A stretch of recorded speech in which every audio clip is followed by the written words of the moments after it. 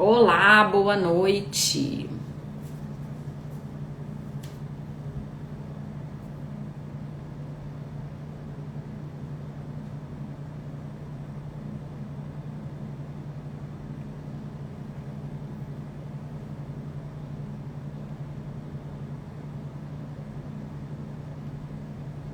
Boa noite, estão me ouvindo bem?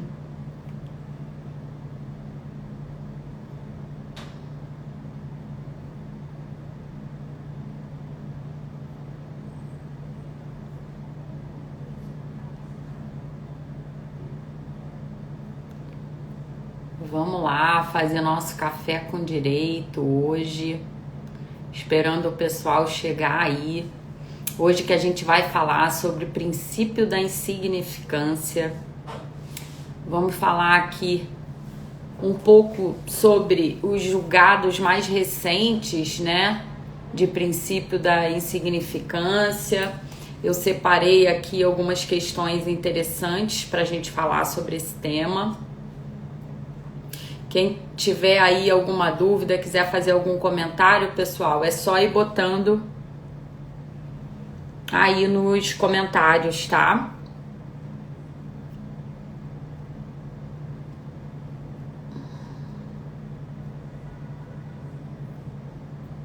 Bom, vocês falaram que o áudio tá bom, né?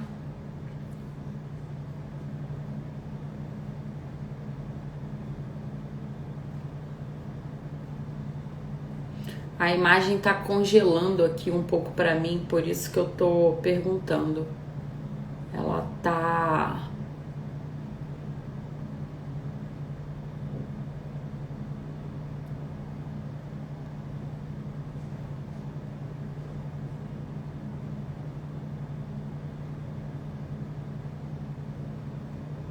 Tá tudo certo?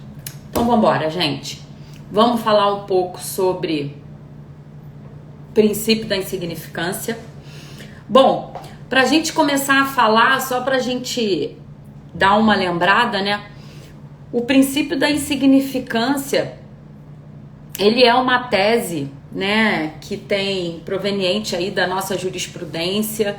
Não é um instituto jurídico, né, que está previsto de forma expressa na nossa legislação. Não temos esse instituto de forma expressa, mas ele é, primeiro, uma construção doutrinária, né, uma tese que veio da doutrina, vamos dizer assim, e após reconhecida pelo Supremo, né, como princípio da insignificância.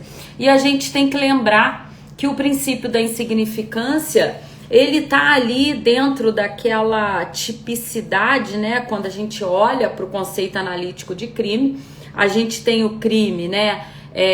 Pela teoria tripartite, que é a majoritária.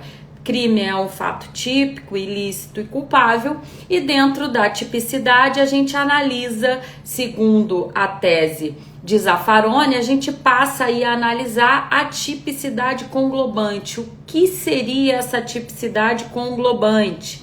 Seria a análise de uma tipicidade formal, né, que é a adequação especificamente daquela conduta à letra da lei.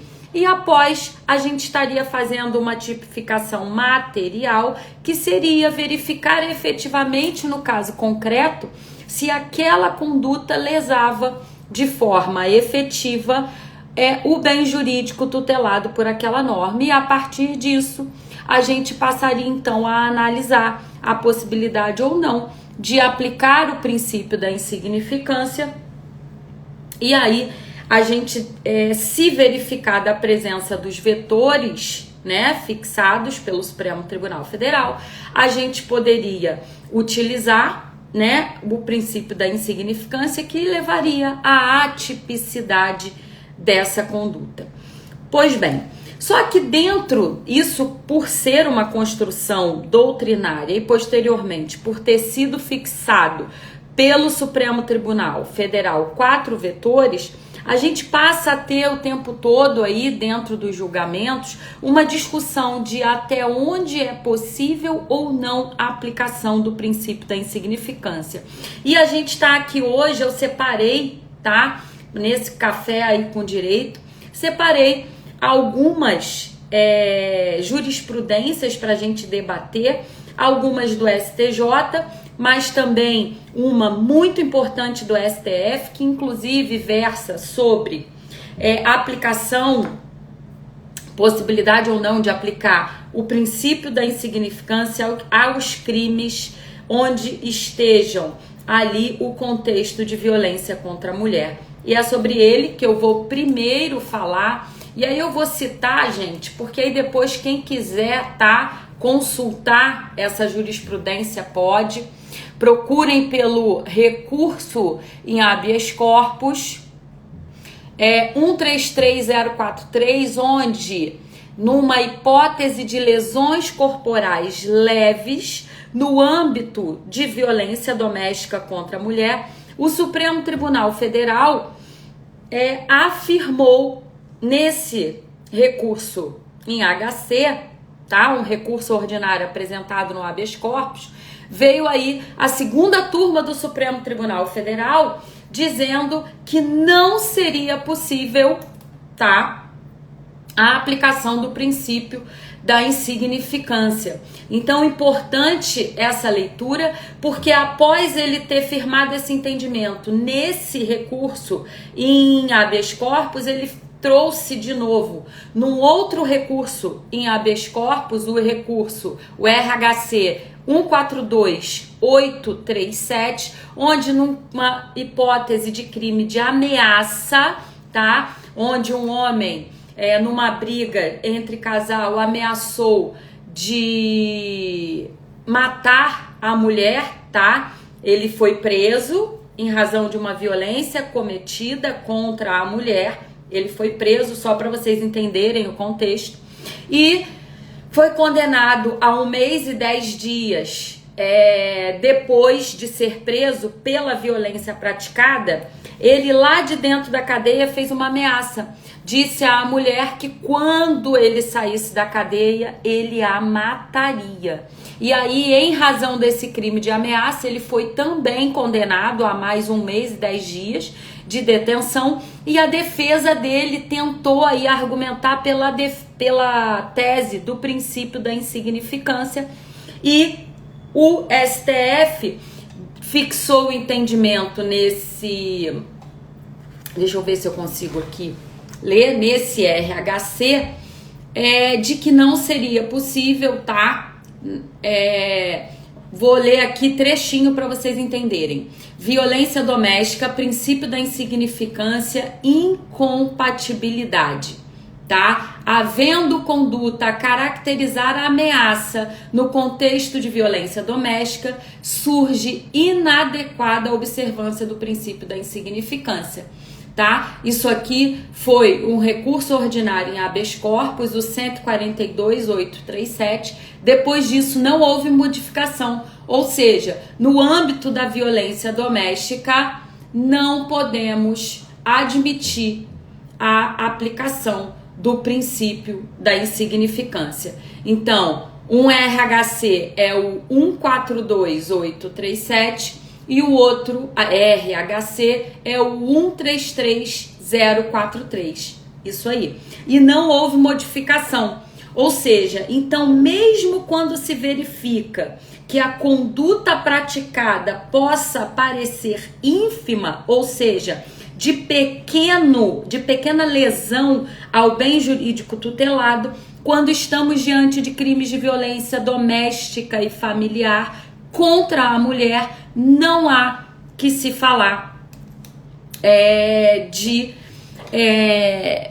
aplicação do princípio da insignificância, e mais, em nenhum dos crimes praticados contra a mulher. Ou seja, toda vez que a gente estiver diante da Lei 11.343, a Lei Maria da Penha, não se verifica possível a aplicação do princípio da insignificância, ok? Essa é a primeira jurisprudência que eu trago, tá? Muito importante aí para a prática, tá? Do advogado e também para quem tá aí ainda no período de estudo, tá?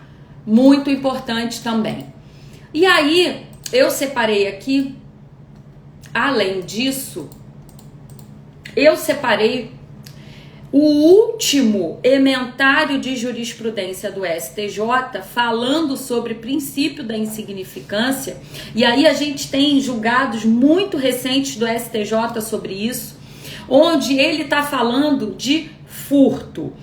Na maioria das vezes, quando a gente verifica a incidência do princípio da insignificância na prática, são ali crimes de furto praticados, normalmente furtos de pequeno valor. Inclusive a gente tem visto muita aplicação do princípio da insignificância, né, ali em situações de valores ínfimos, e aí fica verificado muitas vezes que aquele valor, né, é inclusive alguma coisa para a pessoa se alimentar. Aí surgem as hipóteses de furto famélico, tá? E aí, dentro do furto famélico, a gente tem duas hipóteses. Ou a gente verifica a aplicação do princípio da insignificância, ou a gente reconhece o estado de necessidade, né? Uma causa excludente de ilicitude. Enfim, aqui, nesse caso, hoje, a gente está debatendo o princípio da insignificância e, na prática, normalmente, a gente verifica ele sendo aplicado a crimes de furto.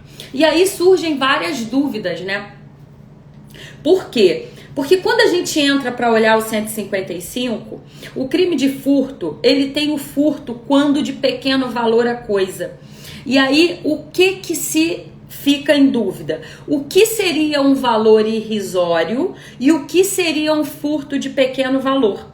Para a gente diferenciar se o furto seria um fato atípico pela aplicação do princípio da insignificância ou se esse furto seria privilegiado, né? Incidiria ali um furto privilegiado por ser de pequeno valor a coisa. E aí, o que vem o STJ dizendo? Prestem atenção. A lesão jurídica resultante do crime de furto, em regra, não pode ser considerada insignificante quando o valor dos bens subtraídos for superior a 10% do salário mínimo vigente à época dos fatos. Então, o que fez o STJ aqui? Tendo em vista a gente não ter na legislação, né, lá no 155, não traz de forma expressa o que é um valor irrisório para o furto, e nem também temos como uma lei, né, trazendo o que é o valor insignificante. Vem o STJ dizendo o seguinte: bom, se o valor do furtado for de até 10% do salário mínimo vigente à época dos fatos, podemos considerar insignificante. Se for superior, já não temos que falar em insignificância, podemos então verificar a possibilidade do furto ser ali irrisório, e por isso pode ser que ele seja considerado um furto privilegiado.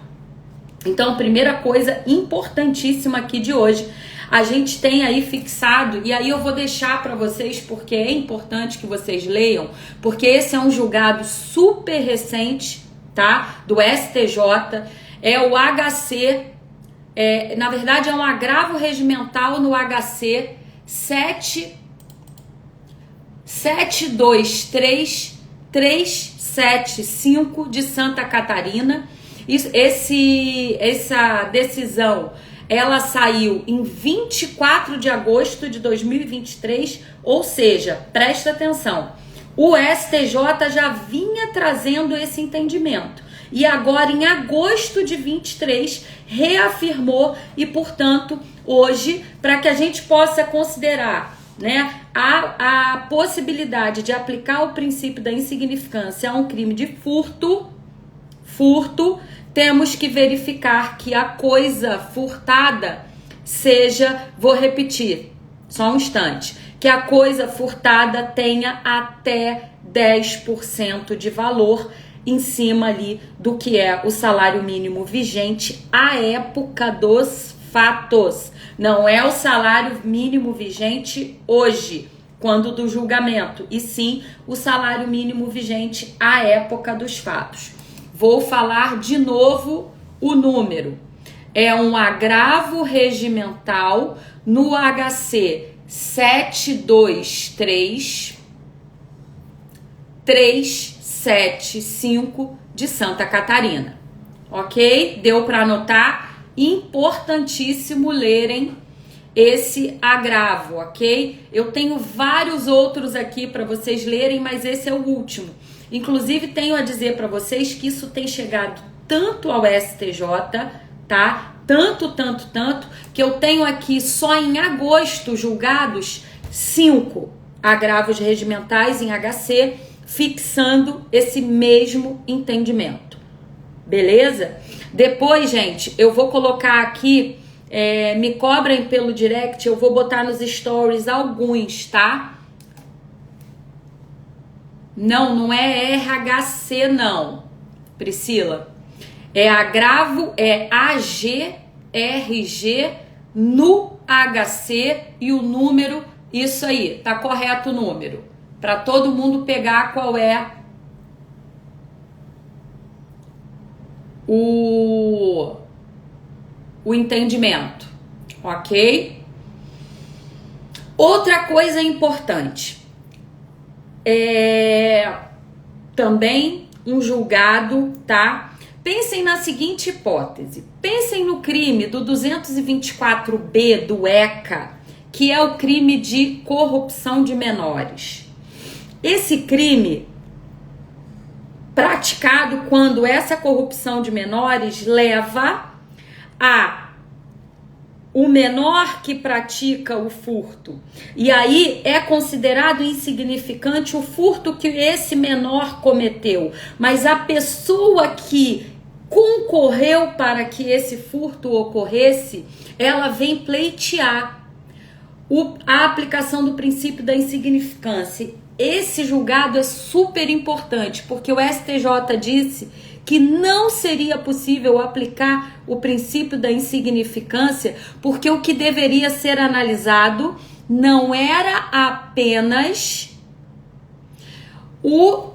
a inexpressividade do valor da coisa, e sim o comportamento reprovável de alguém que induz, que corrompe um menor a praticar esses furtos, ok? Então, quando a gente leva em consideração para a aplicação do princípio da insignificância, nunca, jamais podemos apenas olhar para o valor da coisa. A gente precisa lembrar que o Supremo, ele fixou o entendimento de que devem ser observados os 4 vetores, ok? Então, se não tiverem presentes os 4 vetores, reduzidíssimo grau de reprovabilidade, inofensividade da conduta, inexpressividade do bem jurídico lesado, tudo isso, ausência de periculosidade da conduta, tá? Mínima reprovabilidade social, ou seja, as pessoas, a sociedade, quando olha para aquele crime, consegue não ter uma reprovabilidade tão alta, tá? Então, tudo isso deve ser analisado para a aplicação do princípio da insignificância. E é por isso, quem quiser anotar, quem quiser olhar esse julgado, é um RHC 93472 do Mato Grosso do Sul. Muito importante também a leitura desse julgado, porque nos traz ali aquela informação importante de que não basta a gente olhar para o valor da coisa furtada, devemos sempre nos ater ao comportamento do autor do fato, porque a reprovabilidade desse comportamento, ela deve ser analisada sempre para a aplicação do princípio da insignificância. E um outro detalhe, além da gente verificar esses 10%, quando a gente está falando do valor da coisa, 10% do salário mínimo vigente à época dos fatos, deve-se sempre analisar a condição da vítima e a condição de quem praticou a conduta para que você possa analisar a reprovabilidade dessa conduta. Então, princípio da insignificância, gravem isso, não é apenas sobre o valor da coisa ser irrisório. É preciso analisar se todos os vetores fixados pelo Supremo Tribunal Federal estão presentes de forma concomitante, cumulativa, para que aí sim a gente possa falar em aplicação do princípio da insignificância. Então, as duas coisas mais importantes de hoje: não se aplica o princípio da insignificância a crimes, violência contra a mulher, e não se aplica o princípio da insignificância quando o valor da coisa furtada for maior do que 10% do salário mínimo vigente à época dos fatos. Gente, alguém quer tirar alguma dúvida? Quer deixar algum comentário?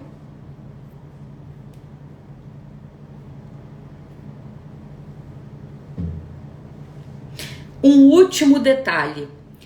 Em regra, o fato do furto ser qualificado, ou seja, se estivermos diante de um furto onde exista uma qualificadora envolvida, aí você não poderá aplicar, em regra, o princípio da insignificância, porque todas as qualificadoras do crime de furto, em regra, demonstram uma maior periculosidade social daquela conduta. Por que estou falando em regra? Porque é claro que diante de um fato concreto pode aparecer uma determinada situação e você pode tentar usar o princípio da insignificância como tese e pode ser que o STJ consiga reconhecê-la. Mas, como regra, não aplicamos o princípio da insignificância ao furto quando incide alguma das qualificadoras. Ou seja, não se aplica a furto qualificado o princípio da insignificância. Gente, hoje o nosso Café com Direito vai ficando por aqui, tá? Foi rapidinho. Eu procuro sempre trazer um tema importante aqui no Café com Direito, de grande relevância, atual, com decisões recentes, com impacto recente na vida aí de todo mundo, profissional ou acadêmica, e de forma que não fique cansativo para ninguém, ok? Então, toda quarta-feira a gente está junto aqui. O Café com Direito fica salvo até meia-noite de hoje no meu perfil, então quem não assistiu, fica aqui que ele logo vai subir no feed. Só fica hoje, mas ainda dá tempo de você assistir. Continuem comigo. A gente toda semana faz a enquete para poder ver qual vai ser o nosso tema da semana. Não deixem de participar, ok? Gente, tchau, tchau e até o Café com Direito da semana que vem.